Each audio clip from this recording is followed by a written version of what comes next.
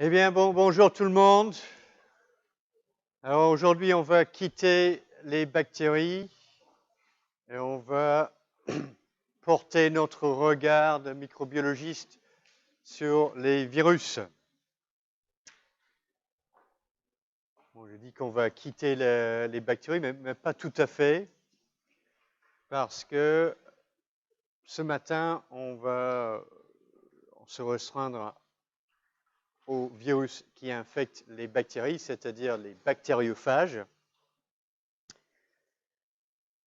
On va essayer de comprendre un petit peu pourquoi ils sont importants, comment se réplique un bactériophage chez la bactérie infectée.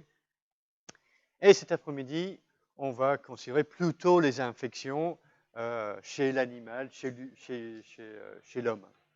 Donc on va regarder les infections virales. Et peut-être on ne va pas regarder la variole et la grippe, mais plutôt on va faire le point sur le virus ou les virus Ebola. Donc ça, c'est notre programme.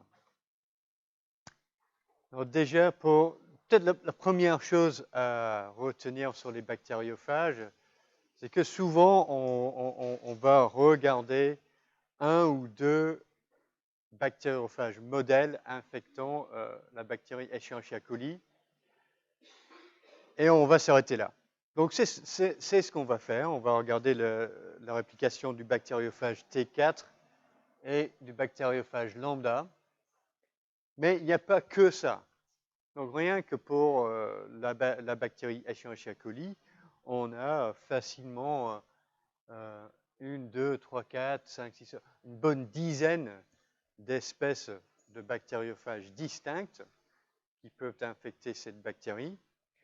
Dont certaines sont très proches, T2, T4, T6 sont des cycles de réplication des génomes très proches. Toutes ces virus-là sont dans les myoviridés, T2, T4, T3, T7 et lambda, etc.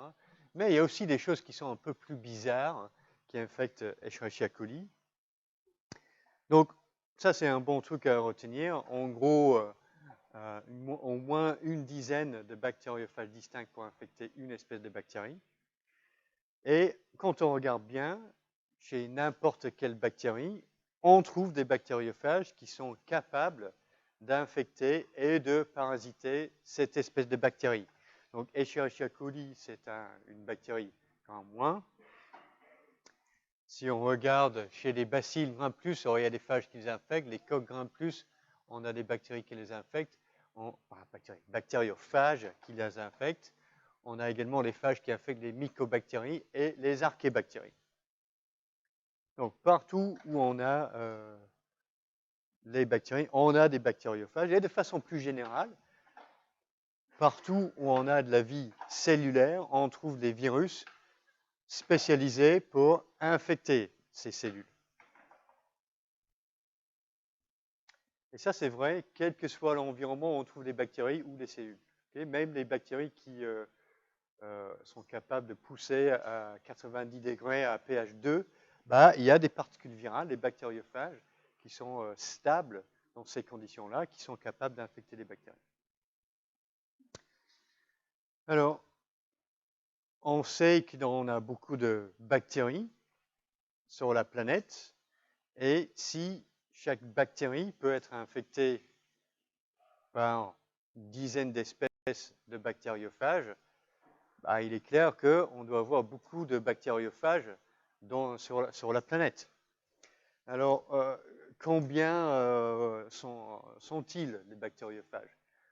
Donc, peut-être là où ça a été le plus étudié, c'est dans l'environnement marin. Donc, je vais vous donner quelques choix ici pour qu'on essaie de envisager ou visionner la quantité de bactériophages dans le biosphère. Donc, dans un ml d'eau de mer, on va faire un petit sondage comme ça, levez la main. Dans un ml d'eau de mer, qui pense à un bactériophage? Personne. 100 bactériophages, 10 puissance 2 par ml. Personne. 10 puissance 4 par ml. 1, 2, 3, 4, 5, 6, 7, 8. Ouais. Pour 10 puissance 4. 1 million de bactériophages par ml. Qui dit ça? Wow, on a à peu près 50 personnes qui disent ça. Et 100 millions de bactériophages par ml. Ouais, quelques-uns quand même. Bon, à peu près une dizaine pour 10 puissance 8. Ok, vous avez juste. Donc, dans la mer profonde, dans les eaux profondes, on trouve en fait à peu près 1 million de bactériophages par ml. Et dans les eaux côtières, qui sont plus riches en bactéries, on trouve plutôt 100 millions par ml. Donc, si vous buvez la tasse la prochaine fois que vous êtes en train de vous baigner au Pornic, vous avez avalé quelques centaines de millions de bactériophages. Alors, ok, donc ça c'est par ml. Combien y a-t-il sur tous les océans de la planète? 10 puissance 10, 10 puissance 20, 10 puissance 30 ou 10 puissance 40 bactériophages totaux sur la planète. Alors, qui dit 10 puissance 10? Non, évidemment non. Ok, 10 puissance 20. Toujours personne. 10 puissance 30.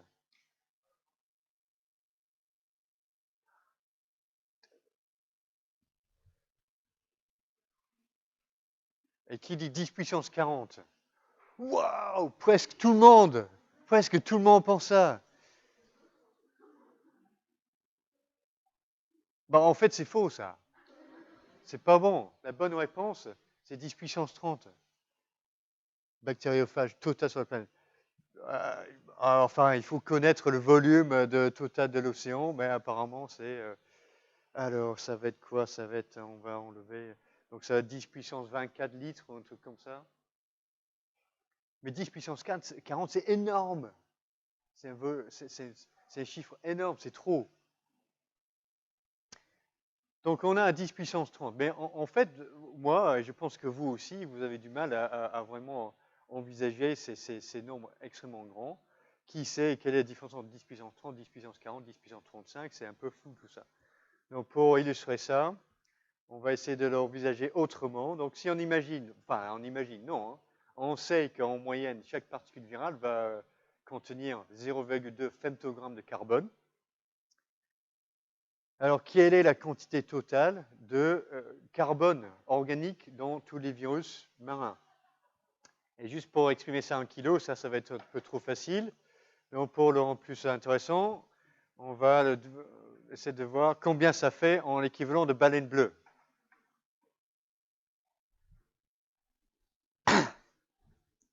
Ok, qui dit tous les virus marins sur la planète, ça vaut une baleine bleue. Une personne. 100 baleines bleues. Ouais, on a une bonne dizaine, peut-être une vingtaine. 10 000 baleines bleues. Ouais, peut-être 50, cinquantaine. 1 million de baleines bleues.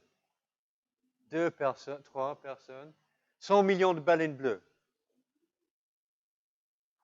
2 personnes. C'est vous qui avez raison. Ok? Donc, la quantité de carbone dans les virus marins, c'est l'équivalent de 75 millions de baleines bleues. Donc ça permet d'envisager à peu près ce que c'est comme quantité en matériel. Donc,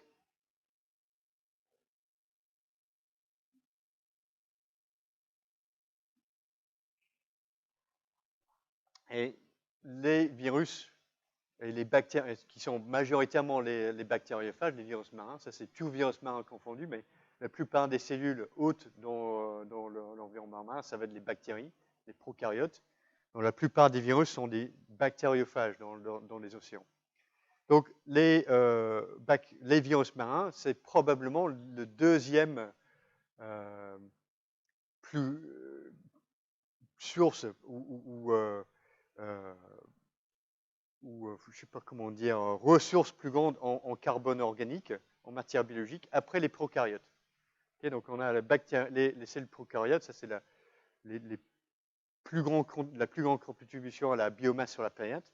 Deuxième contribution, c'est les bactériophages. Et les organismes multicellulaires, tout ça, ce qu'on voit, c'est minoritaire.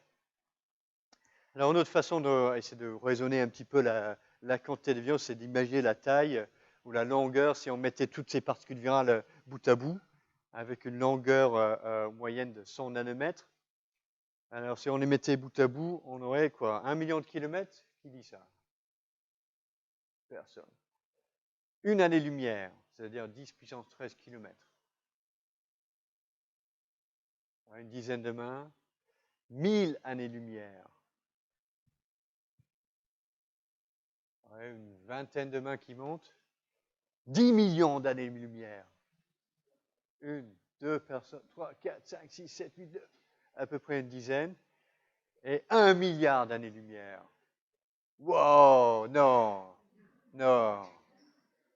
Apparemment, c'est 10 millions d'années-lumière. Si on mettait tous les bactériophages bout à bout alignés. Donc c'est énorme, c'est une quantité énorme de biomasse qui est présente chez les bactériophages.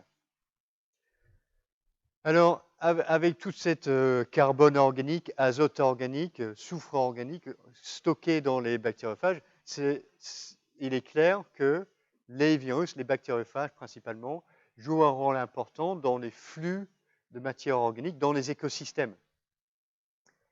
Donc, on commence à comprendre le rôle des phages. Ce n'est pas quelque chose qui est tout à fait bien comprise. Mais si je simplifie un petit peu, parce que je ne suis pas vraiment un écologiste, je ne suis pas vraiment dans l'écologie microbienne, mais pour expliquer les choses dans mon niveau de connaissance, le modèle classique, c'est qu'on avait des producteurs primaires qui allaient être majoritairement les cyanobactéries, les bactéries photosynthétiques dans les océans. Donc, ces cellules bactériennes allaient être mangées, broutées par les protistes, les micro-organismes eucaryotes, qui sont les consommateurs primaires. Les protistes, qui à leur tour sont mangés par le zooplancton. Et le zooplancton qui va être mangé par les animaux macroscopiques. Donc, on a un flux de carbone assez linéaire, avec les producteurs primaires à la base jusqu'aux consommateurs primaires, et puis on monte les niveaux trophiques. On finit avec la baleine bleue. Ce qui se passe, si on rajoute les bactériophages là-dedans, donc on a le flux de carbone qui monte comme ça. Bien évidemment, tous ces organismes cellulaires peuvent mourir, tomber, se sédimenter au fond de l'océan comme ça.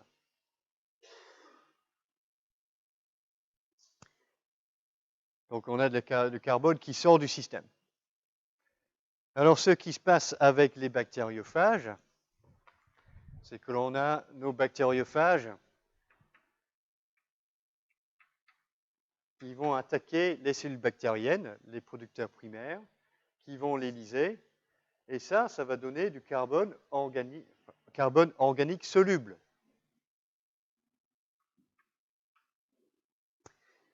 Ce carbone organique soluble peut être utilisé par les bactéries hétérotrophes, qui utilisent carbone organique comme source d'énergie et source d'électrons.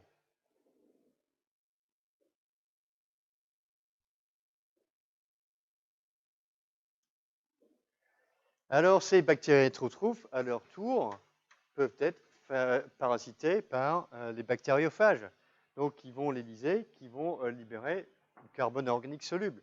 Donc, ce qui se passe, si on rajoute les bactériophages dans le réseau trophique, c'est qu'on a moins de carbone qui monte dans les réseaux trophiques, on a beaucoup plus qui reste en recirculation dans les niveaux trophiques bas.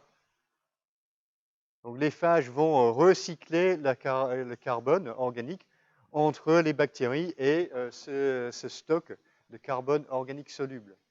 Donc on a plus de carbone qui reste soluble, moins qui tombe avec les organismes qui sont morts, et plus qu'il reste en train d'être recirculé dans les niveaux trophiques bas chez les bactéries.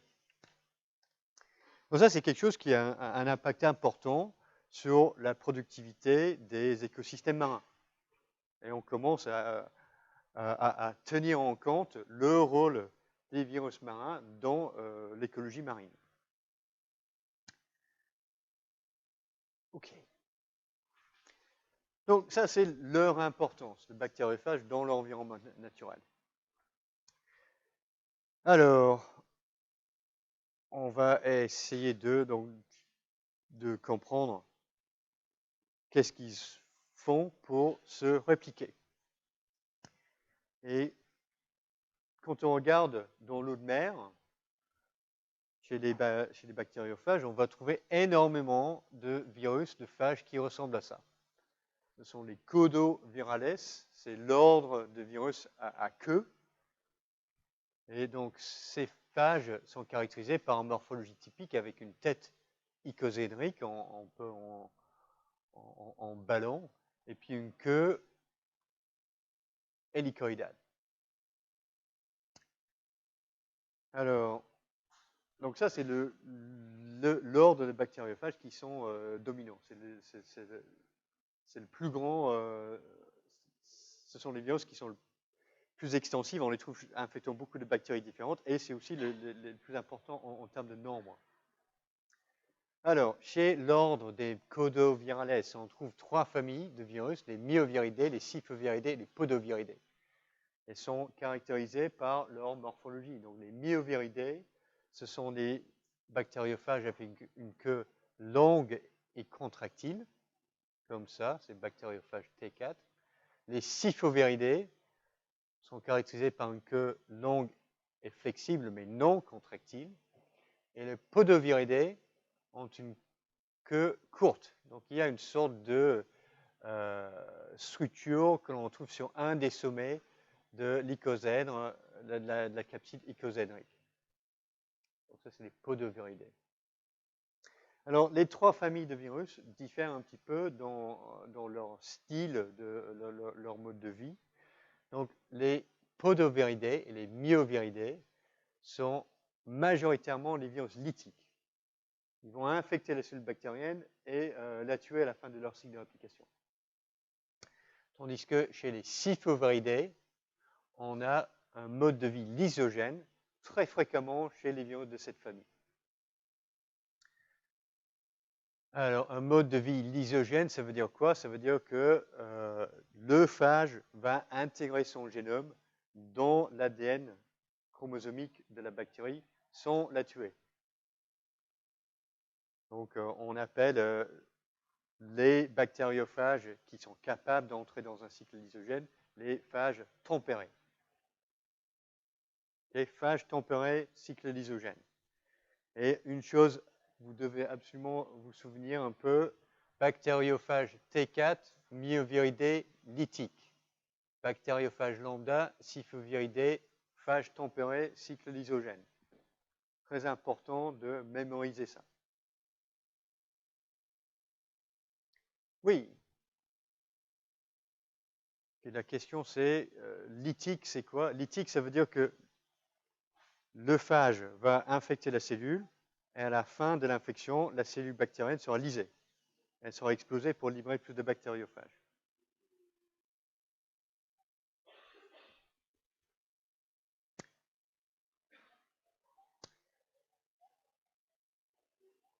Alors, une chose qui est dit ici à la fin, c'est que, bon, dans la plupart des cas, les Podoviridés vont être très spécifiques à une espèce de bactérie hôte.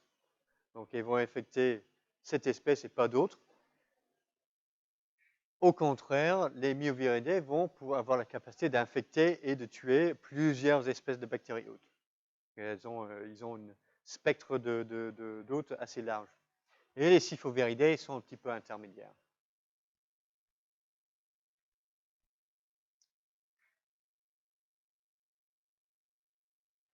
Et c'est ça qui va permettre aux bactériophages de mobiliser de l'ADN entre différentes espèces de bactéries et de transférer des facteurs de virulence entre bactéries. Parce que pour les Syphoviridae, ils ont la capacité d'intégrer dans le génome de la bactérie hôte et d'infecter différentes espèces de bactéries. Ok, donc les codovirales, ça c'est la majorité des bactériophages, mais ce n'est pas la seule chose qui se passe. Donc ce sont les bactéries qu'on a étudiées le plus, les codovirales. Donc on connaît très très bien leur biologie moléculaire et leur cycle de réplication. Il y a d'autres choses dans le monde viral qui infectent des bactéries. Donc les bactériophages filamenteux, les phages qui ont juste une capside sans queue, et aussi chez les archébactéries, les bactériophages avec des formes tout à fait spécifiques et même inouïes pour des virus, les gutaviridae en forme de goutte, ce truc-là qui a l'air d'une sorte de serpent, là, le virus Lipotrix. Et tous ces phages infectent une archébactérie qui vit dans les sources d'eau chaude. Donc 90 degrés, pH 2, ces particules virales, ces particules bactériophages sont capables de résister à des conditions chimiques extrêmement sévères. Et on connaît relativement peu sur les détails de réplication de ces virus.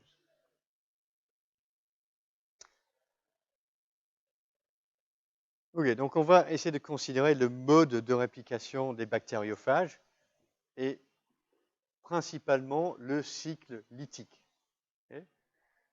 Donc, en termes de concept, si on regarde les cellules, on voit que comment vont croître et pousser des cellules. Bon, on commence avec une cellule qui va petit à petit grandir, et puis à un moment donné, cette cellule va se scinder en deux. Et à tout moment de ce processus, on a toujours une cellule, quelque part, au moins une cellule. Donc, si les virus et les phages faisaient la même chose, on pourrait imaginer que, bon, bah, un virus, quand il rentre dans la cellule hôte, il va commencer à s'agrandir, et petit à petit, elle va se scinder en deux, la particule virale va se scinder en deux, et donner deux particules distinctes. Si on avait quelque chose qui ressemblait à la croissance cellulaire chez les virus. Or, ça ne se passe absolument pas comme ça. Leur application virale, c'est plus quelque chose qui ressemble à un kit de Lego que la division cellulaire. C'est-à-dire qu'au début du cycle de réplication, cette particule virale sera désagrégée. Ensuite, on va exprimer les différents composants de la particule virale. Et à la fin du cycle de réplication, bon, bah, ça sera tout recollé ensemble. Alors, comment on a compris ça? Alors, les débuts de nos modèles pour visualiser et conceptualiser les réplications virales vient des interprétations, des expériences qui ont été effectuées dans les années 1930, où on essayait de comprendre la réplication de bactériophages. Donc c'était Ellis et Delbruck dans les années 1930, et ils essayaient de construire des courbes de croissance de bactériophages, un peu comme ce qu'on ferait avec une courbe de croissance de bactéries. Alors, pour la courbe de croissance de bactéries, on met les bactéries dans un bouillon de culture et on compte le nombre de bactéries à différents temps. Pour une courbe de croissance de bactériophages, on met les phages dans un milieu qui peut soutenir leur croissance. C'est quoi? Bah, c'est un milieu qui contient une tonne de bactéries hautes. Donc, on va inoculer les phages dans une culture de bactéries. On va le mettre dans l'incubateur, on prélève à différents temps et on va titrer le nombre de phages à différents temps. Et ils ont obtenu ce type de courbe. Donc, ça, c'est le temps et ça, c'est le nombre de particules virales à différents temps sur une échelle logarithmique. Et de façon très reproductible, ils ont obtenu cette courbe dite en marche d'escalier avec une sorte de phase de latence, une phase de libération de bactériophages très exponentielle, et puis un plateau. Okay, donc, courbe de croissance en marche d'escalier. Très typique d'un cycle de réplication lytique chez les bactériophages. Alors, qu'est-ce qui se passe à l'intérieur des cellules infectées? Bon, avant de comprendre ça, il faut comprendre comment ils ont fait pour mesurer le nombre de bactériophages présents dans la culture. Et pour cela, ils ont utilisé la technique de plage de Lise. Et dans cette technique, on prend dans un tube à essai les bactéries, les phages, l'échantillon attitré qui est dilué soit 10 fois, 100 fois, 1000 fois, jusqu'à 1 million de fois. Et on met ça dans la géleuse molle. Donc on mélange tout ça. Ensuite, on le verse sur une boîte de pétri. Et donc ce que l'on a, ce sont des bactéries qui vont pousser et former un tapis uniforme. Parce qu'on a des bactéries partout, si on n'a pas de bactériophage. Donc, si on regarde notre boîte de pétri avec des bactéries sans bactériophages, ça donne un tapis uniforme ici. Alors, si on a des bactériophages quelque part dans notre échantillon, les phages vont s'attacher à une bactérie. Cette bactérie va finir par libérer d'autres bactériophages, mais ces phages ne vont pas pouvoir se diffuser librement sur toute la boîte. Ils vont être capables d'infecter uniquement les cellules qui sont à proximité, parce que leur diffusion est bloquée par la géleuse. Donc c'est que les bactéries à proximité qui vont être infectées et lysées à leur tour. Et quand on regarde par-dessus, c'est ce qu'on voit, on voit ces petits trous dans le tapis bactérien, ce sont des plages de lyse. Donc un plage de lyse peut être provoqué par un bactériophage libre dans notre échantillon, ou aussi si on avait une bactérie infectée dans l'échantillon. Parce que, dans la manip ici, on commence avec des bactériophages libres, mais à différents temps, là, on va avoir des bactéries infectées. Donc, quand on met une bactérie infectée dans ce truc-là, bon, après, la bactérie va s'éclater, va libérer d'autres bactériophages, ça va infecter les bactéries à côté, et puis c'est ça qui va nous donner notre plage de lyse. OK.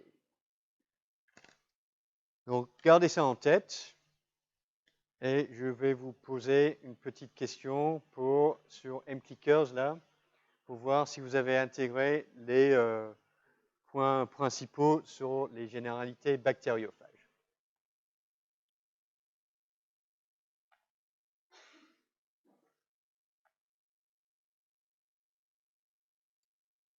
Donc si vous avez votre smartphone, votre ordinateur, donc vous pouvez vous connecter sur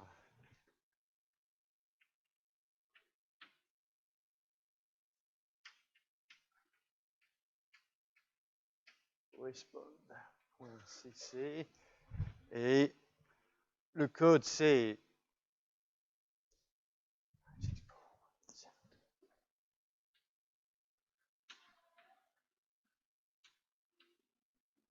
564-187.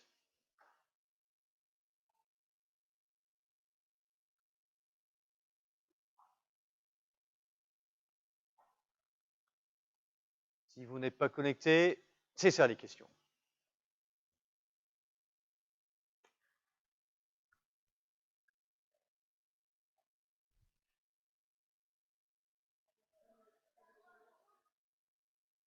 Donc pendant ce temps-là, je vais aller voir les gens dehors là, parce que c'est un peu pénible.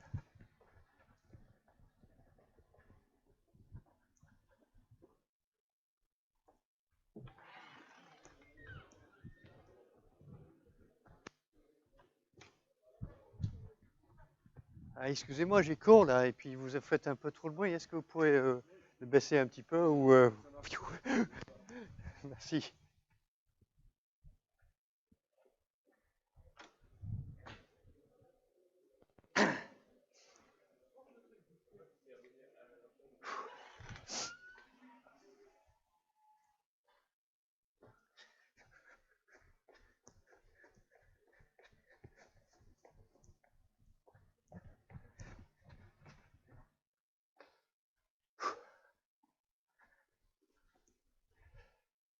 Ok, qu'est-ce que l'on a?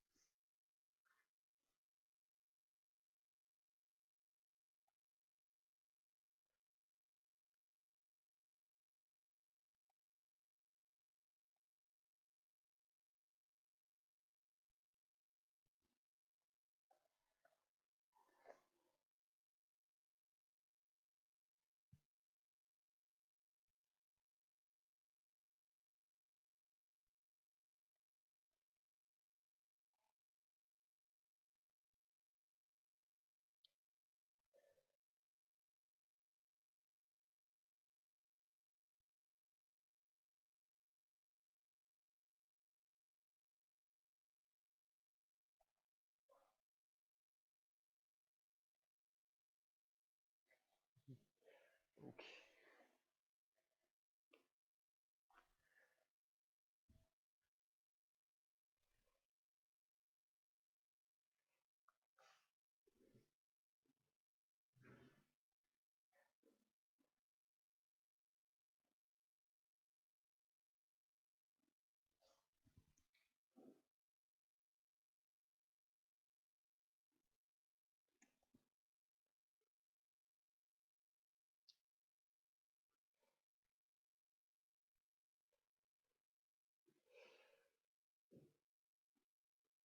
Ok, j'ai reçu quelques réponses. On va regarder parce que je pense que c'est déjà assez intéressant ce que vous avez mis.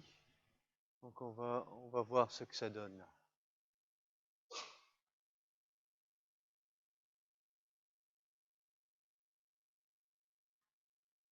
Ok, c'est ça les questions. Donc bon, chaque bactériophage n'infecte qu'une seule espèce de bactériote. Ça c'est faux, tout le monde a retenu ça, très bien. Tous les bactériophages ont un génome en ADN. Vous avez raison, c'est pas vrai ça, même si j'ai pas dit. Les codovirales sont les bactériophages avec un génome en ADN, double brin, comme vous et moi. Mais il n'y a pas que ça chez les virus et chez les bactériophages. Donc il existe aussi des phages avec un génome en ARN. Ensuite, bon, les bactériophages représentent la deuxième sorte de biomasse sur la planète. Ça, c'est vrai. Tout le monde a retenu ça. Et puis, sur les deux dernières questions, c'est divisé, là. OK? 9 qui pensent qu'un flagellise, 10, qu'un flagellise, c'est soit un phage libre, soit une bactérie avec un seul phage à l'intérieur. Et il y a le même nombre de personnes qui pensent que ça, c'est pas vrai. C'est soit un phage libre, soit une bactérie avec des phages à l'intérieur, quel que soit leur nombre. Donc on va dessiner un petit peu ça. Donc il y a des gens qui pensent que, bon, je vais pas faire comme ça.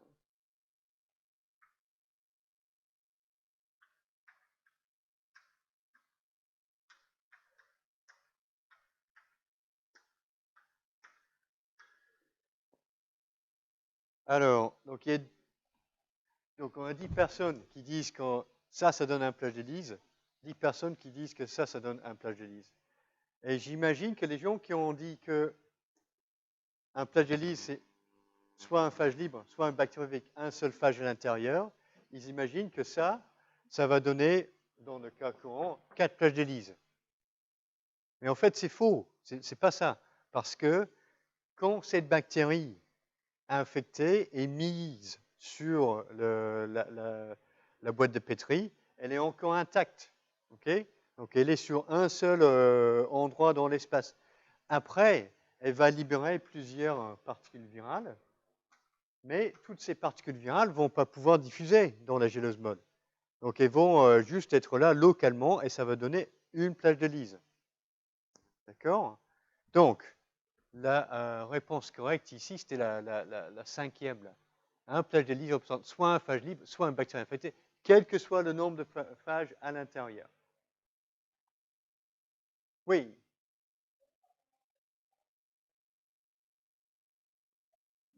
Non, les prokaryotes sont plus nombreuses et plus massifs que les eucaryotes. Parce qu'on a probablement la majeure partie de production primaire dans les océans, c'est des cyanobactéries. Ça compte pour les prokaryotes, ça. Oui. Oui, mais on a...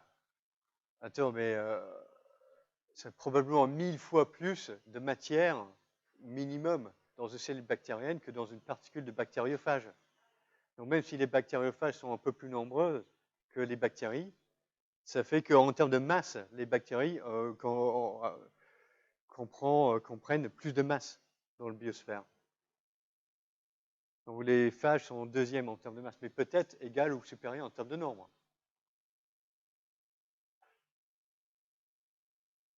Ok, donc armé avec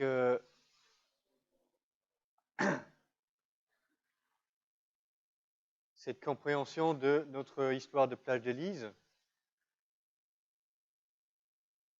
on va regarder un petit peu, essayer de comprendre les résultats des expériences du type Ellis et Delbruck. Donc,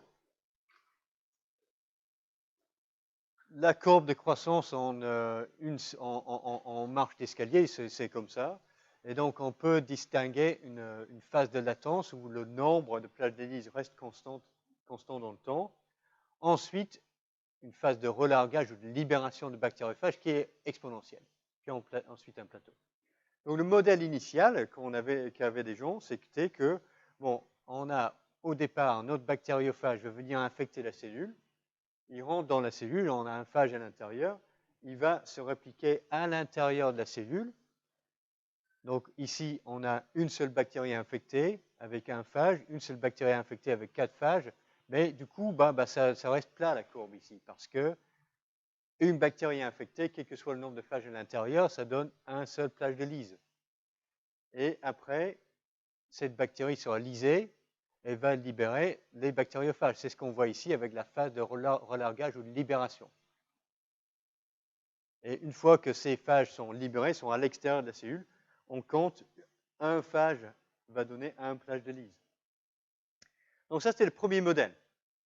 C'est comme ça qu'on a imaginé ce qui se passait. Alors, si on a un modèle, on doit le tester expérimentalement. Et la façon de faire, c'était d'avoir accès aux phages qui sont à l'intérieur des cellules bactériennes infectées. Et on peut le faire parce que si on prend le prélèvement et on le traite au chloroforme, le chloroforme va dissoudre la paroi de la cellule bactérienne, surtout chez les grands moins, très riche en lipides, sensible aux détergents et aux solvants, tandis que les bactériophages résistent.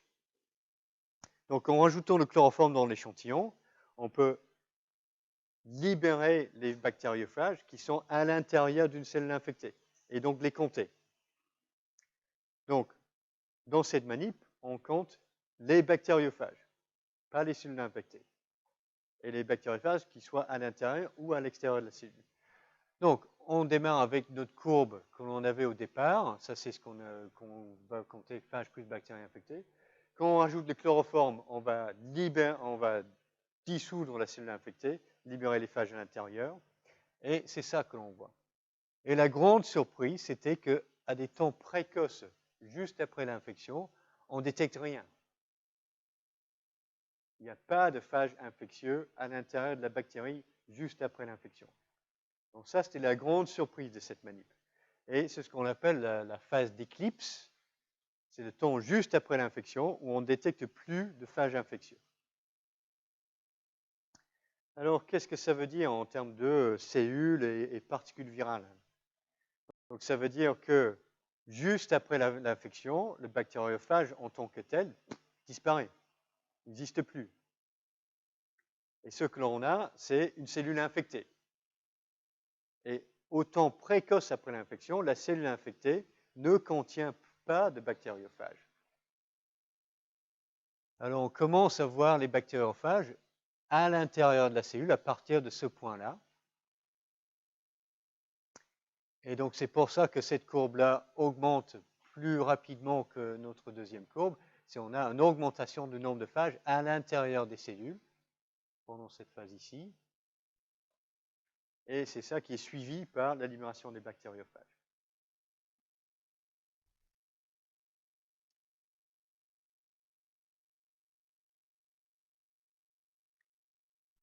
Donc ça, c'est ce qui se passe dans un cycle de réplication lytique chez les phages.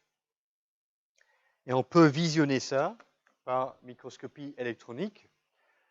Cette fois-ci, l'exemple présenté, c'est un virus marin qui infecte des chlorelles. Donc, c'est pas strictement parlant, c'est pas un bactériophage, c'est un virus qui infecte une cellule eucaryote. Mais puisque tout est plus grand, c'est plus facile à visualiser.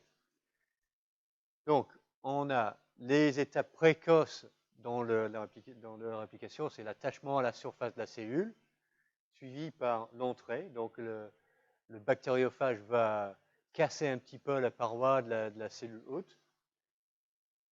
Mais ensuite, ce n'est pas toute la particule virale qui entre. La particule virale va rester attachée à l'extérieur, et c'est que le contenu de la particule virale qui rentre dans la cellule infectée. Et notamment le génome, l'ADN du virus ou du phage rentre dans la cellule. Ensuite, c'est pour ça qu'on n'a plus de phage. On a une cellule infectée et pas vraiment de bactériophage infectieux. Et donc, après ces phases d'attachement d'entrée, c'est là où on a notre phase d'éclipse. On n'a pas de phage à l'intérieur de la cellule.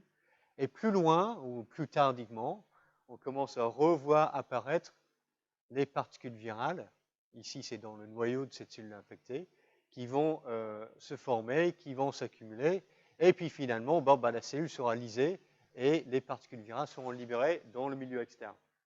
Donc ça, c'est la lyse de la cellule infectée qui est l'étape ultime d'un cycle lytique.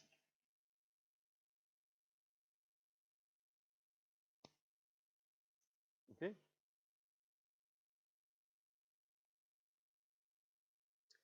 Oh.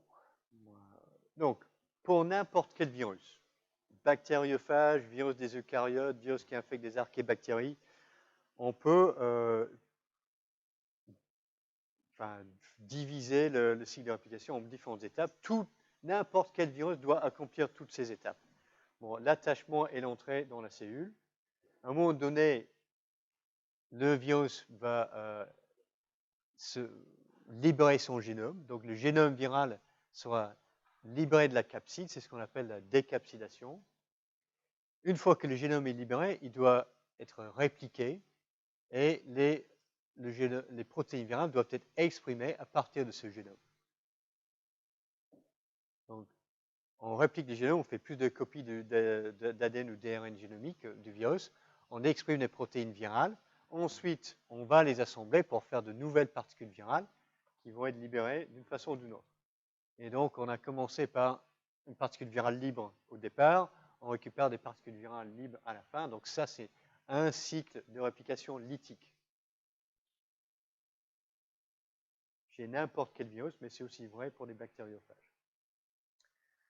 Donc, en résumé, jusque-là, gardez en tête différence fondamentale entre la réplication d'un virus et la division cellulaire. Comment ça marche, le test plage de Lise. Quand on compte un plage de Lise, ce n'est pas forcément une particule virale libre. Et les différentes étapes du cycle, bon, pas vraiment très important pour vous cette année, mais pour ceux qui vont faire virologie en L3, ça va être très important de connaître ça. Alors, pour différents bactériophages, comment ils font pour accomplir ces différentes étapes? Donc, l'attachement, c'est une interaction spécifique entre une protéine d'attachement sur le phage et un récepteur sur la cellule hôte. Et cette interaction va déterminer, ça va être un des déterminants importants dans le tropisme, c'est-à-dire quel phage infecte quelle bactérie hôte. Donc c'est comme ça que les bactériophages infectent la bonne cellule. Alors, pour le phage T4, on va essayer de dessiner ces phages un peu. C'est la protéine à l'extrémité du fibre qui va se fixer spécifiquement sur le récepteur OMP. OMP, c'est pour protéine membranaire externe, outer membrane protein. Donc on va se faire un petit dessin. Oh, attends, donc OMP en membrane externe du bactérie Gram-. On a quelque chose de semblable pour le phage lambda. Okay, phage lambda, c'est un syphovirus. Donc, on a une tête comme ça, une queue longue, non contractile. La protéine d'attachement, c'est ici, c'est à l'extrémité. Pareil, ça va se fixer sur une protéine de membranaire à l'extérieur. L'AMB, c'est la perméase de maltose, qui est la bactérie. Le perméase, c'est dans la membrane externe. Alors, bactériophage M13, il va s'attacher sur le pilus de fertilité, le pilus de conjugaison. Et juste pour changer, ça c'est un phage qui infecte une bactérie Gram+. Donc la paroi, c'est très différent. Donc le type de récepteur, ça va être très différent entre les bactéries, entre les phages qui infectent les Gram+ et les Gram-.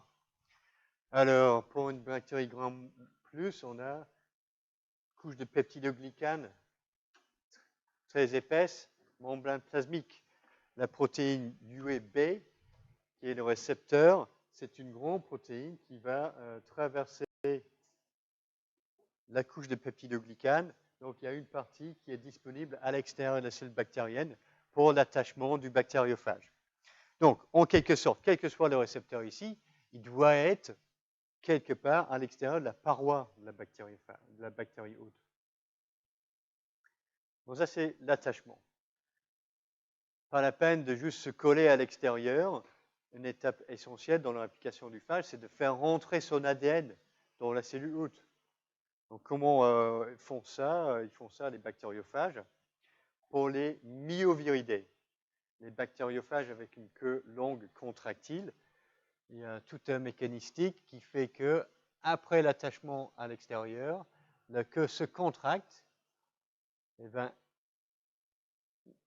injecter la lysozyme localement qui va faire un trou dans la couche de peptidoglycane.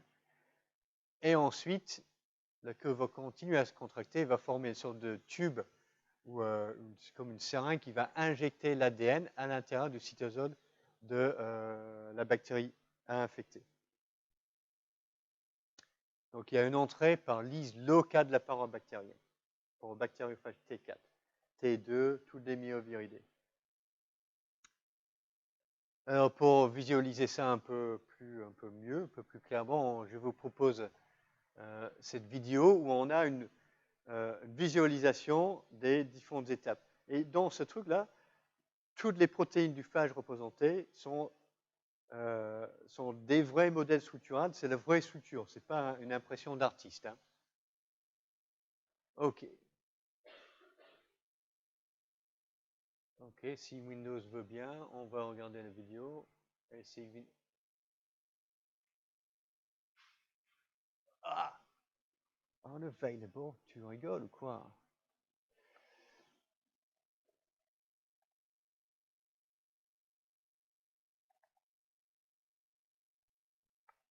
Ouais, je l'ai mis dans un fichier ailleurs, donc on va trouver ça.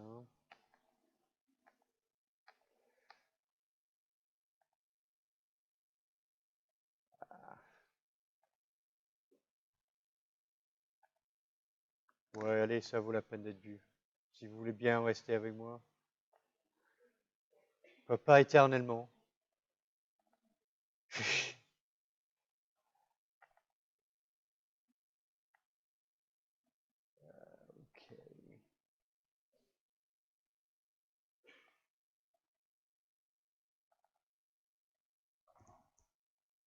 Oh, il fait là. Qu'est-ce qui se passe? Oui, oh.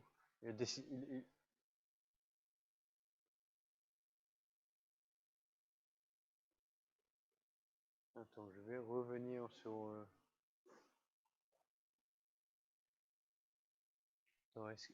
Ah ben voilà, il le fait. Ok, c'est bon. Donc, ça c'est l'attachement avec les protéines de spicule qui s'attachent sur le OMC. On a le déploiement et la contraction de la queue. Il va traverser la membrane externe. Ok, ça rentre carrément dedans. Et c'est ce qui va permettre la libération de l'isozyme du phage qui va percer un trou dans la peptidoglycane. Ensuite, la queue va se contracter à nouveau.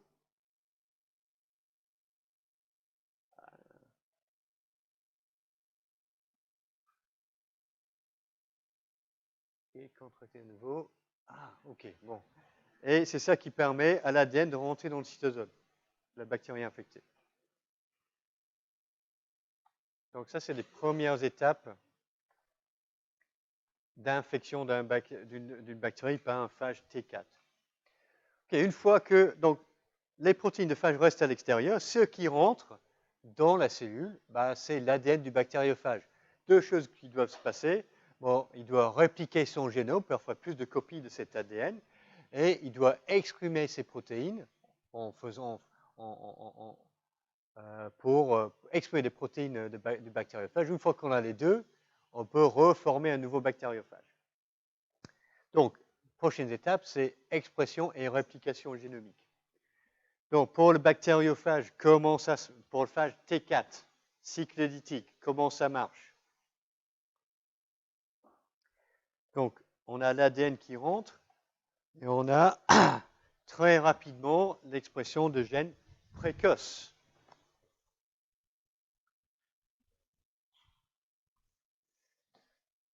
Alors, chez les gènes précoces, on a un ADN polymérase qui va former plus de copies de l'ADN phagique qui va permettre la réplication de l'ADN du phage. On a une DNase qui va dégrader le génome de l'hôte. Est-ce que quelqu'un voit un problème avec ça? La polymérase, c'est un truc pour synthétiser de l'ADN. La DNase, c'est pour le casser. Donc, si on exprime les deux en même temps, comment ça peut marcher, notre ADN polymérase? Il va y avoir une enzyme qui met qui synthétise l'ADN, l'autre qui le défait par derrière. En fait, le bactériophage,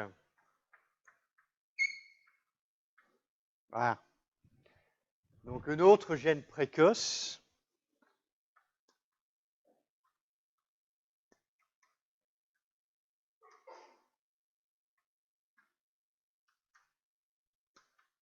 c'est l'hydroxyméthylcytosine synthase.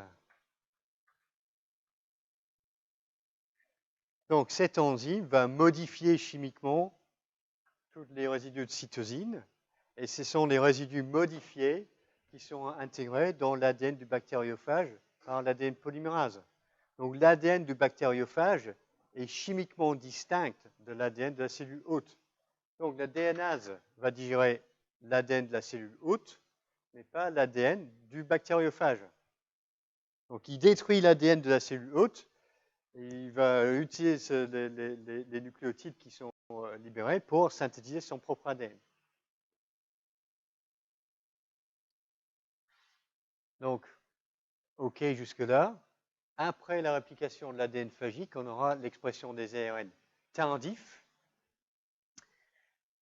Et une autre protéine précoce exprimée, c'est la protéine de phage GP55.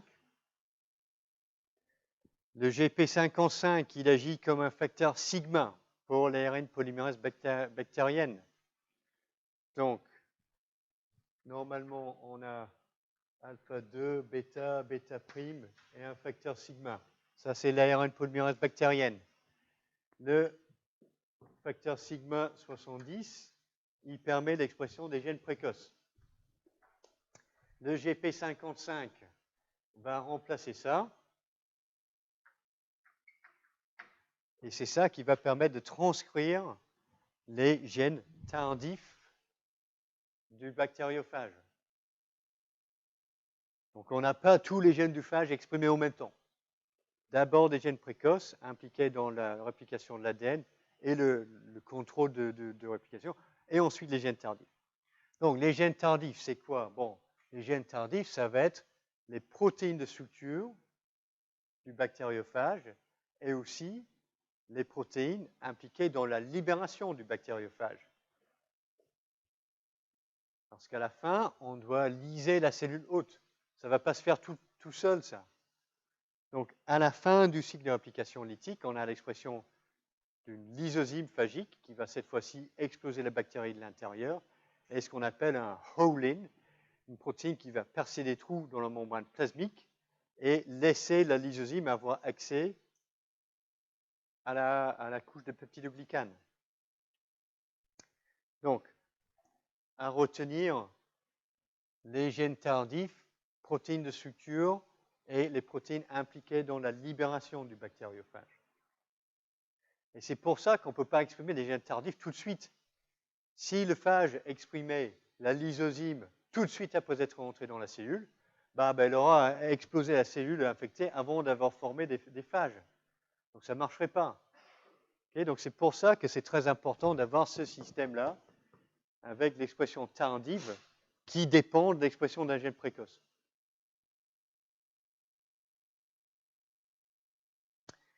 Alors, un petit mot sur l'assemblage. Donc, on assemble les particules virales un petit peu comme un kit de Lego. Donc, pour le phage T4, les têtes sont formées indépendamment des queues, puis ensuite les deux sont assemblés. OK, c'est assez dense tout ça, donc je pense que c'est l'heure de poser une autre question.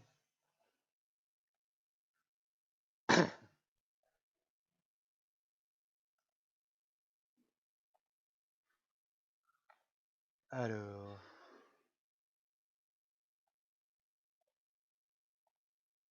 ouais, OK, des questions sur le cycle lytique.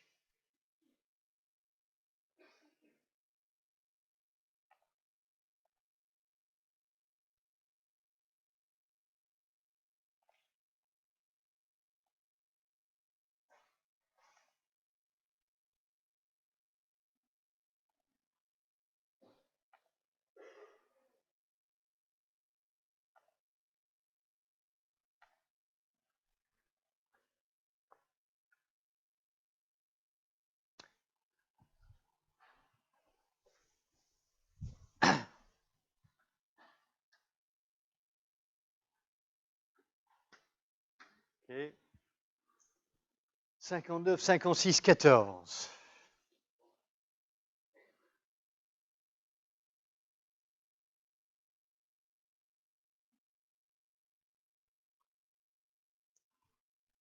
Donc ça, c'est les questions.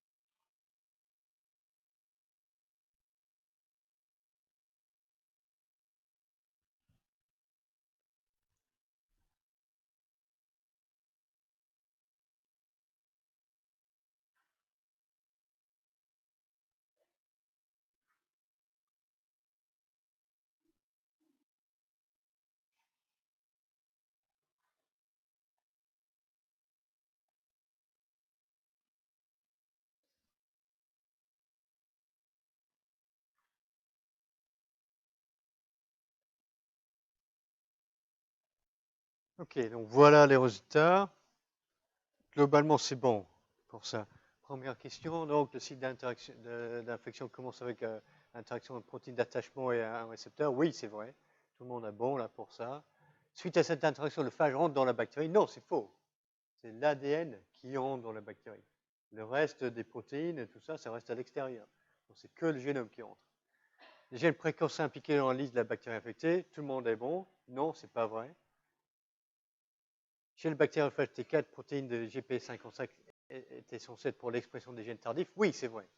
Majoritairement correct, les réponses. Et chez le phage T4, on est l'expression d'une lysosyme phagique est nécessaire pour la libération. Oui, c'est vrai. Okay, donc majoritairement, tout le monde a bon là. Bien.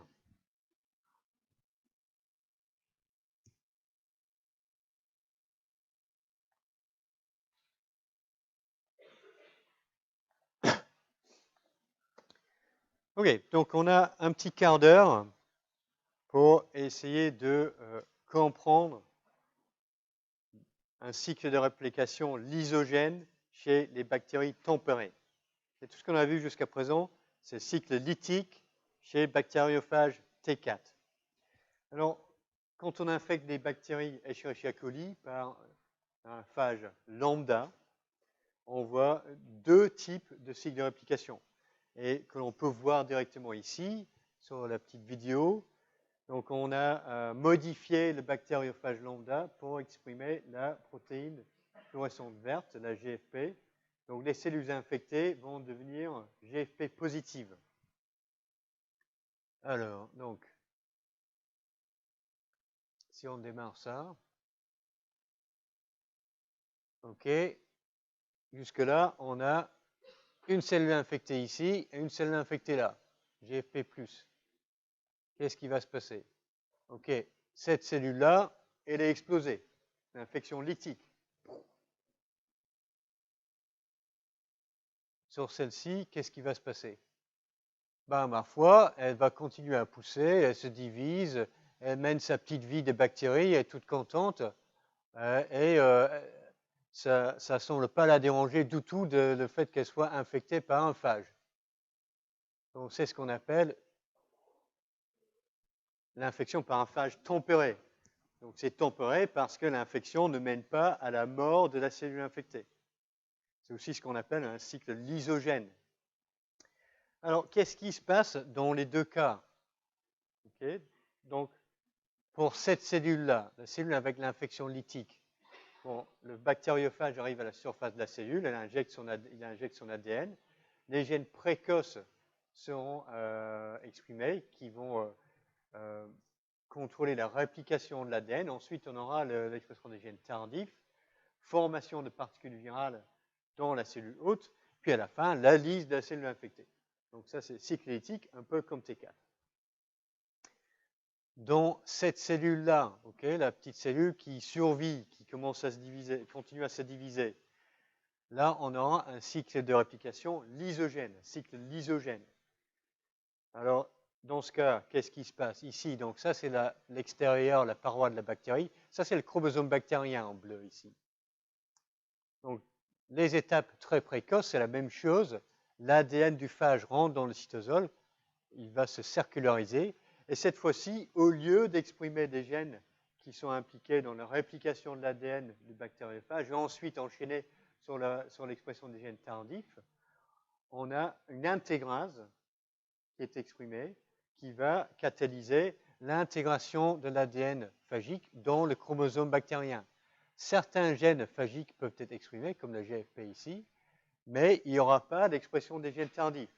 Donc on n'a pas la formation de particules virales et on n'a pas l'expression de protéines lytiques qui sont responsables de la mort de la cellule infectée.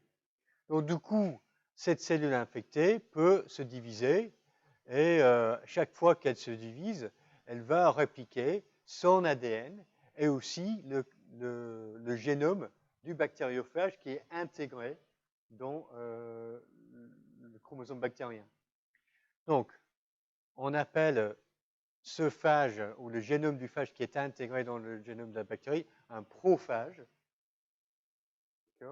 Et ce cycle peut être Donc, ce cycle lysogène peut être inversé, c'est-à-dire si la bactérie est stressée, on peut avoir une activation d'expression d'une gène qui va exciser le chromosome, le génome du phage, et va commencer à démarrer l'expression des gènes tardifs. Donc on peut avoir une réactivation d'un prophage un temps ultérieur qui va redémarrer des cycles lytiques. Donc les bactériophages lambda, les phages temporaires, vont alterner entre les cycles de réplication lytique et lysogène. Ils vont passer du temps comme un phage libre et ils vont passer du temps comme un prophage intégré dans l'ADN de la bactérie. Alors, comment ça marche? Comment le phage se décide s'il va lyser la bactérie, démarrer une infection lytique, ou s'il va insérer son génome dans le chromosome bactérien et démarrer un cycle lysogène. Alors, tout ça se décide très rapidement lors de l'expression des gènes très précoces après l'entrée de l'ADN phagique dans la bactérie. Donc, on a la transcription immédiate de ces deux gènes-là, N et CRO. N, elle va permettre l'expression d'autres gènes qui sont C2 et Q. Donc, ça, c'est les transcriptions précoces. Pour ce qui va nous intéresser, c'est l'expression de CRO et C2 qui va être important. Parce que C2 va avoir comme fonction de bloquer l'expression des autres gènes. Donc, C2, quand elle est présente, la protéine C2 va bloquer l'expression de CRO, N et Q, et il va permettre l'expression de l'intégrase. Okay, c'est ça qui va insérer l'ADN du phage dans le génome de la bactérie, et la protéine C1 qui va éteindre tout le reste. Donc on aura une intégration de l'ADN sans son expression. Par contre, CRO, sa fonction, c'est de promouvoir le cycle lytique. Donc, si on a CRO, on peut avoir une expression de gènes précoces, l'expression de gènes tardifs et l'éclatement de la bactérie. Donc, ceux qui décident si on a une infection lytique ou une infection lysogène, ce sont les niveaux relatifs de la protéine C2 et la protéine CRO. Donc, dans la plupart des infections, la protéine CRO sera dégradée par des protéases bactériennes. Donc, normalement, le système de défaut, par défaut, le phage lambda va enchaîner un cycle lytique. Mais les conditions qui vont permettre l'entrée dans un cycle lysogène, c'est ce qui va permettre l'accumulation de la protéine C2. Alors, c'est quoi? Tout d'abord, c'est des bactéries qui ne sont pas en phase de croissance active. Une bactérie qui est en phase de croissance va avoir un niveau métabolique élevé, va exprimer des protéases et donc C2 sera dégradé et on aura une infection lytique.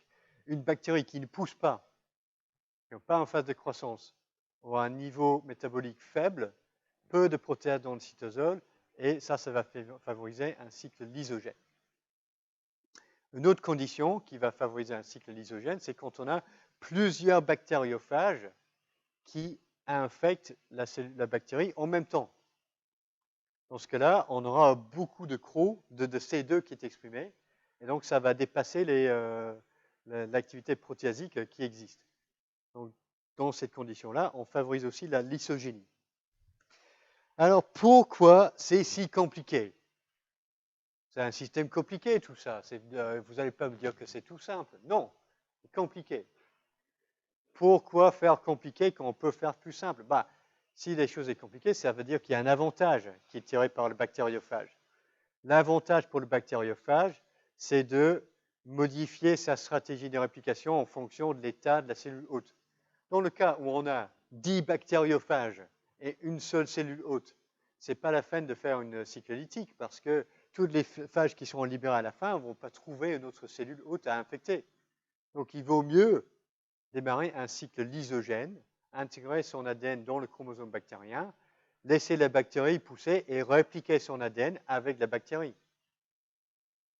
Donc, c'est un système intelligent qui permet au phage d'ajuster sa stratégie de réplication en fonction de est-ce que j'ai assez de cellules hôtes à infecter ou pas. Pareil pour la croissance. Si la bactérie est en croissance, c'est bien de faire un cycle lytique Parce que quand les phages seront libérées, on aura d'autres cellules bactériennes à infecter. Donc, le cycle lysogène et ce système C2-CRO, ça sert aux bactériophages. C'est pour ça. Alors, une conséquence fâcheuse, en tout cas pour nous, de l'intégration de l'ADN prophagique dans le chromosome bactérien, c'est que plusieurs de ces phages portent des gènes codants pour les facteurs de virulence. Et quand ils rentrent en cycle lysogène, ils apportent ces facteurs de virulence dans le matériel génétique de la bactérie qu'ils ont infectée. Donc c'est le cas, on avait évoqué ça la semaine dernière pour Escherichia coli. Les Escherichia coli entéro-hémorragiques portent un prophage qui code pour les toxines, les chigatoxines, qui sont responsables de la pathologie. Mais ce n'est pas simplement chez Escherichia coli que ça se passe comme ça. Les toxines sont codées par, par des prophages dans Vibrio cholerae, donc les cholérotoxines. La toxine diphtérique, pareil, codée dans un prophage dans la bactérie hôte, et aussi par un entérotoxine de Staphylococcus aureus, codé sur un prophage. Donc, les phages tempérés peuvent transférer les facteurs de virulence d'une bactérie pathogène vers une bactérie commensale. Et puisque la bactérie commensale va accumuler des facteurs de virulence, c'est ce qu'on appelle une conversion lysogénique d'une bactérie normalement inoffensive, une bactérie commensale, vers une bactérie pathogène, par l'accumulation de facteurs de virulence portés par des bactériophages et aussi des fois par des plasmides. Alors, ce transfert de gènes entre bactéries pathogènes et bactéries commensales, ce n'est pas simplement entre bactéries de la même espèce, de souches de la même espèce, ça peut être interespèces. Les Syphoviridés ont une spécificité de l'hôte intermédiaire, ce n'est pas très très large, mais ces phages peuvent infecter différentes espèces de bactéries. Et dans cet article publié en 2009, les chercheurs ont mis en évidence que des bactériophages sont capables de transférer des facteurs de virulence entre Listeria et Staphylocoque. Donc deux bactéries grain plus de genres différents. Donc ce n'est pas simplement interespèce, c'est intergenre, ce type de transfert de gènes.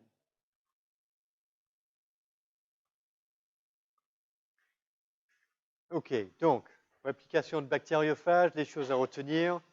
L'attachement via l'interaction entre la protéine du phage et son récepteur, quelque part à la surface de la bactérie infectée. Connaître un petit peu quelques récepteurs de bactériophages pour lambda, pour T4, c'est important ça. Cycle de réplication lytique, lysogène, ne pas les inverser s'il vous plaît. Pour le cycle lysogène, cette histoire CRO et C2 chez lambda, important. Et plus important que ça, peut-être comprendre à quoi ça sert au phage d'avoir un cycle lysogène. Pourquoi c'est utile pour le phage de faire comme ça. Et finalement, pour les phages, pour la réplication lytique, dernière étape, c'est libération par lyse. Et quand on va redémarrer, qu'on va réveiller un prophage et redémarrer un cycle lytique, bon, bah, c'est ce qui va se passer aussi.